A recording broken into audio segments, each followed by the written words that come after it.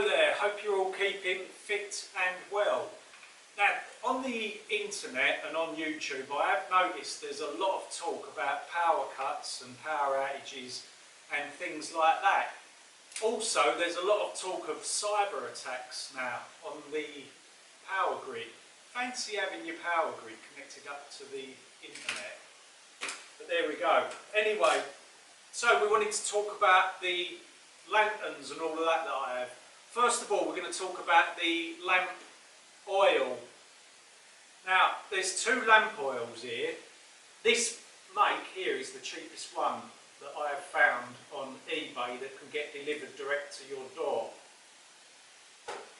There is a slightly dearer one, which is like a clean burn, no smell oil, indoor lamp oil.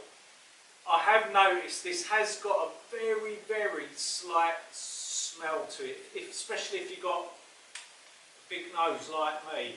Oh, matron. The cheaper one has got a bit more of a paraffin smell, but I do recommend that if you are using these oil lamps, make sure you've got plenty of ventilation, and also if you're burning stuff in the house and you've got fireplaces and things like that, just make sure that you've got a carbon monoxide alarm. Now there is one thing that I have noticed about running these lamps. It is very, very expensive.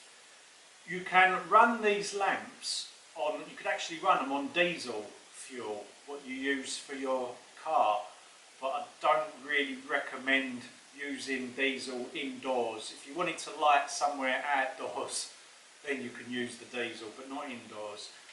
Now there is one way you can cut the cost down of this oil, is by adding 25% of like a cooking oil, a vegetable oil, like sunflower oil or something like that. But an even better oil to use, which you can cut this down with, is olive oil. But obviously olive oil is expensive again, so you're back to square one, aren't you? Now, I did notice that when I did use oil in there, if I used more than about 25%, I noticed it greatly reduced the burning sort of it. And when the oil dropped below a certain level, where the viscosity of the oil was a lot thicker, it was struggling to travel up the wick inside the oil lamp, and the flame was sort of going smaller and smaller and burning dim. So if you are using cooking oil, keep your reservoirs topped up high and don't put any more than 25% in, otherwise it just makes it useless. Now we're going to look at some of the oil lamps that I have got. This is my prized precision. I've not even been drinking.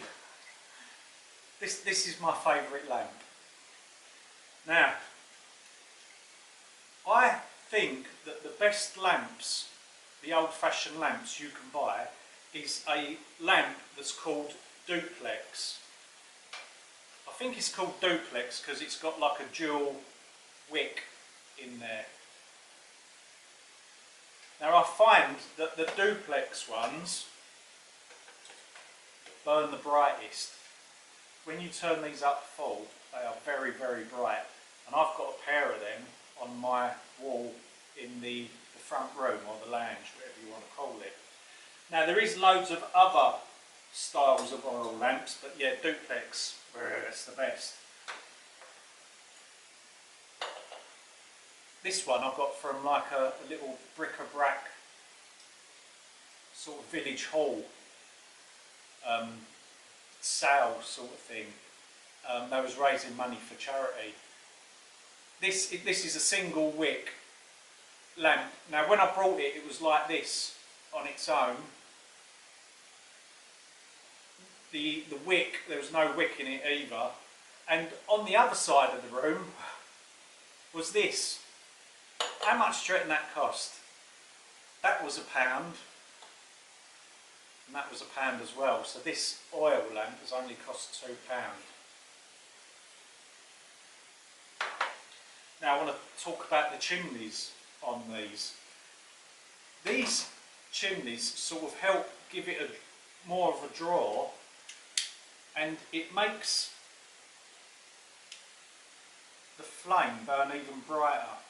So it's very important that you have some sort of chimney on there. Watch the difference this creates.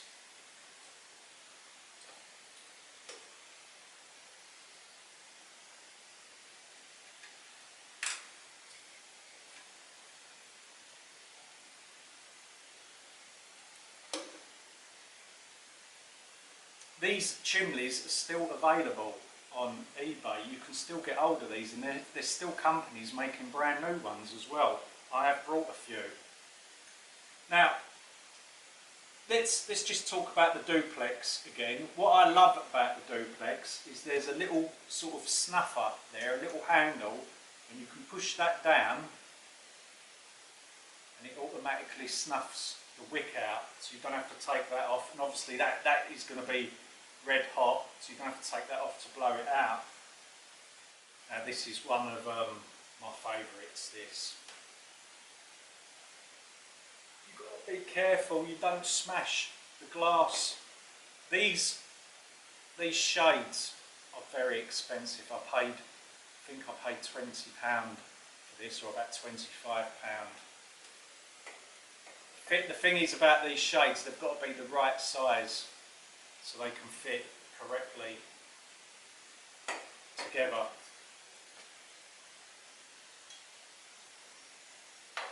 So this is also a duplex oil lamp. This one dates roughly from about the late 1950s, early 1960s.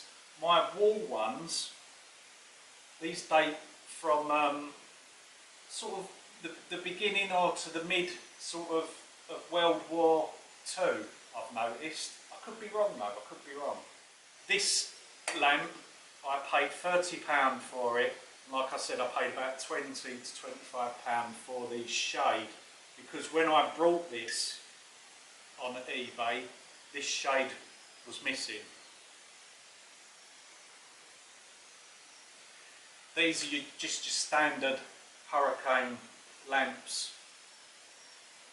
Now, this was a cheap one that I brought on eBay. Thing is though, these cheap ones, after a year, it started leaking around there where it had been crimped. Sort of the underneath's been crimped on there. So what I had to do is sand all of the paint off and silver soled all the way around the bottom to seal up. So I don't recommend buying these cheap ones off of eBay unless you don't mind repairing them and you've got sort of silver solder and things like that. Now, check this thing out. Look at that, look at the size of that. That is the smallest oil lamp that you'll probably ever see. And it works. It does work, I promise you.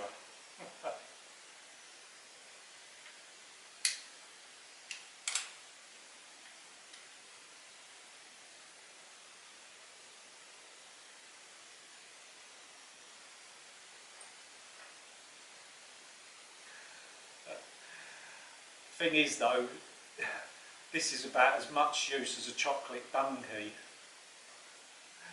If you don't know what a donkey is, the more modern term is a French email.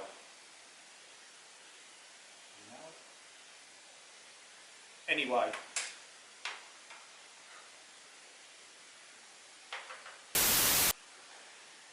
I've been painting. I've just gone into the front room and Vic said I've got paint on my face. So if anyone was wondering what that was while I was sitting there, it's a dirty devil.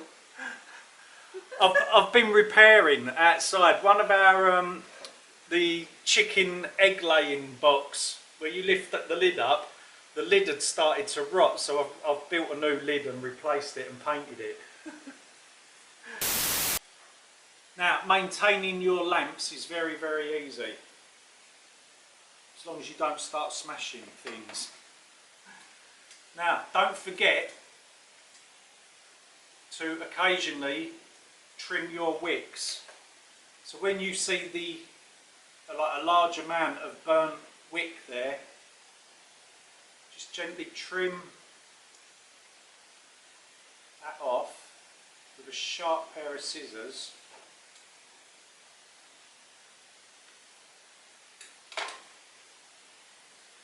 So you've got nice clean wicks there. This will help them burn a lot brighter, so keep your wicks trimmed. Now you will notice that these do tend to get sooty, so I just sort of clean them with soapy water and then just buff them up with some kitchen roll or like soft tissue paper, or a soft cloth, a tea towel will do the same. Now to fill these lamps up, the majority of them unscrew, especially the duplex ones. So that unscrews.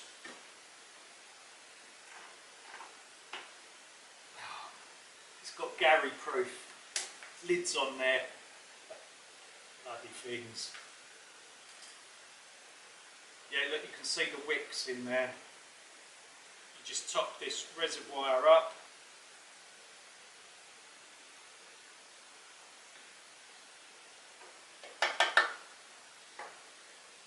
That's it.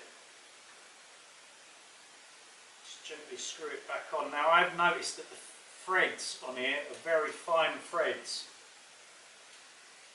So sometimes it can be a bit of a bugger to get the threads to line up correctly.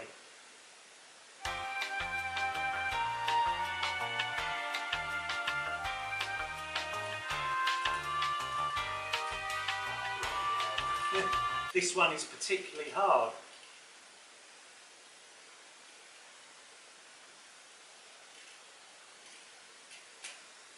Here we go, it's in. So let's just summarise all of this. So using oil lamps as a backup for lighting in case the grid goes down or there's an EMP attack by some twit, these will not get damaged in that attack and they will still work. I was thinking though, I am going to do some like solar panels charging a battery bank, and I might connect up my electric light system to sort of some sort of off-grid supply. But like an EMP attack or a large solar flare could even damage the electrical equipment that controls that sort of lighting. So I found that with oil lamps, they're pretty much indestructible to what goes on outside the house. As long as you look after them and keep them safe, they're indestructible and they will always give you light as long as you've got plenty of oil. Now this oil lamp featured in last week's video because I was making some wall things for them to become like a wall mount lamp. Now what we're going to do is we're going to wait till night time. We will turn all of the lighting off, all the electric lighting, and we will see how much light these all give out, all the different types of lanterns and oil lamps that I've got.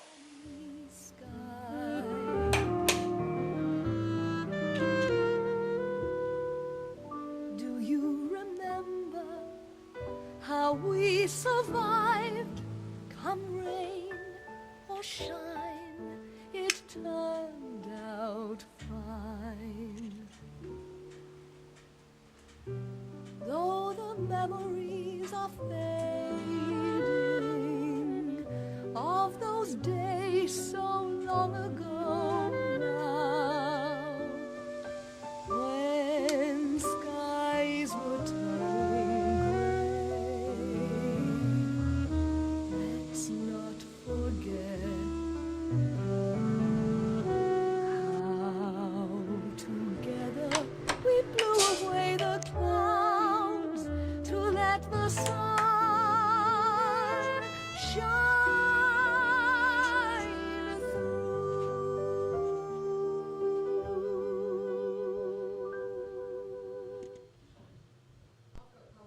Now I'd say that these lanterns are way too dark. You can just about see where you're going so you don't bump into things, but I would say that these lanterns are more for show than a practical light use, but I still love them. Now this video was especially for you, Dr. Prepper. Thanks for leaving comments and all that, because it's lovely talking to people and seeing how they're getting on. I'm so glad that this channel has inspired you to move to the country. You've done the right thing, you've got out at exactly the right time, because you don't want to be living in towns or cities now. Well done, Dr. Prepper. So sadly that brings us to the end of another video. I hope that has been helpful for you, and I hope that I have been some sort of use. Take care, and I'll see you real soon on the next video. See you later. Look after yourselves.